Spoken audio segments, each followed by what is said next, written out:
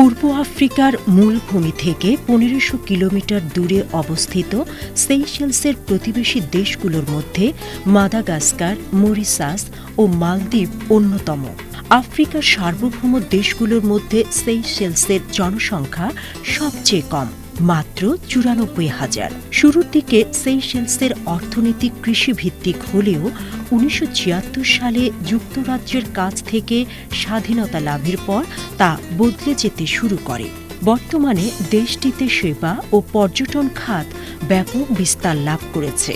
ইতিহাস থেকে যতদূর জানা যায়, সেইশেলসের দ্বীপগুলো একসময় ছিল একেবারেই জনমানব শূন্য।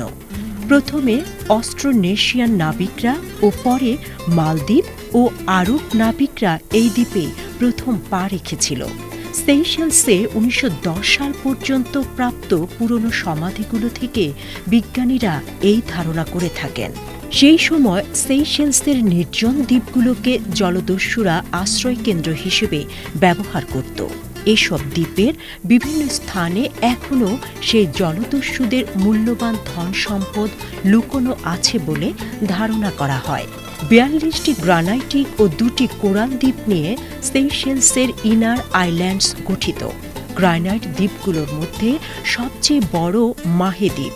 তাছাড়া প্রাসলিন, সিলওয়েট্টা আইল্যান্ড, লা ডিগে, নর্থ আইল্যান্ড দেশটির অন্যতম গ্রানাইটিক আইল্যান্ড। প্রশাসনিকভাবে দুইভাবে বিভক্ত মাহে দ্বীপের ৮টি জেলা নিয়ে গঠিত সেইশেলসের রাজধানী ভিক্টোরিয়া। ব্রিটেনের রানী মহারানী ভিক্টোরিয়ার নাম অনুসারে এই নামকরণ করা হয়।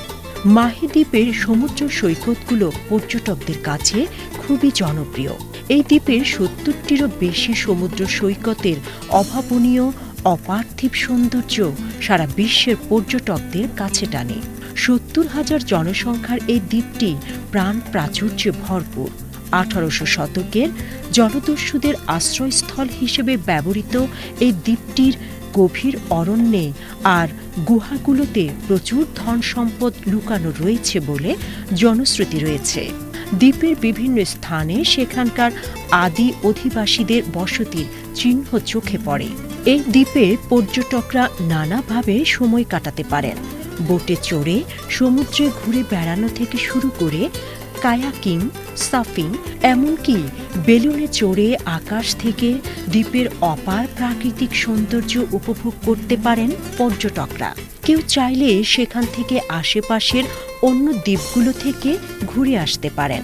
এমনকি বিলাসবহুল ইয়ট নিয়ে চলে যেতে পারেন আরও দূরে গভীর সমুদ্রে। মাহে দ্বীপের সাগরতলায় লুকিয়ে আছে এক রঙিন পৃথিবী। কত যে বিচিত্র প্রজাতির মাছ, কোরাল আর সামুদ্রিক প্রাণী রয়েছে তা নিজের চোখে না দেখলে বোঝা অসম্ভব। ভবিষ্যৎ প্রজন্মের স্বার্থে সেইশেলসের প্রায় অর্ধেক এলাকাকে সংরক্ষিত ঘোষণা করা হয়েছে, আর মাহে দ্বীপের মোট ভূখণ্ডের ২৫% জুড়ে আছে মাহে ইন্টারন্যাশনাল পার্ক। এই দ্বীপে রয়েছে বেশ কয়েকটি হাইকিং ট্রেক, যে পথে যেতে যেতে চোখে পড়ে উদ্ভিদ আর প্রাণীর বিচিত্র এক জগৎ।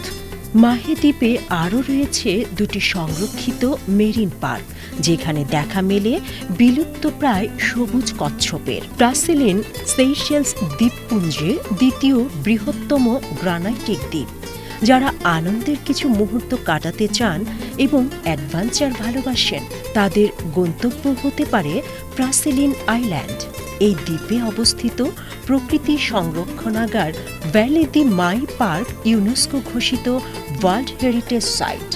ভ্যালি ডি মাই পার্কে রয়েছে বিরল প্রজাতির কোকোডিমা মার নামের পাম জাতীয় গাছ, আর ওই গাছের বীজই পৃথিবীতে সবচেয়ে বড় বীজ। তাছাড়া প্রাসলিন দ্বীপের ছবির মতো সুন্দর সমুদ্র সৈকতগুলো অবসর কাটাতে আসা ভ্রমণকারীদের প্রতিটি মুহূর্ত উচ্ছ্বাসে ভরিয়ে দেয়। সেইশেলসের বিচিত্র উদ্ভিদ ও প্রাণী জগৎ, সবুজ পাহাড় আর ফেনিল নীল সমুদ্র দেখতে তাই বারবার ফিরে যেতে ইচ্ছে করবে প্রকৃতির সেই আশ্চর্য জগতে।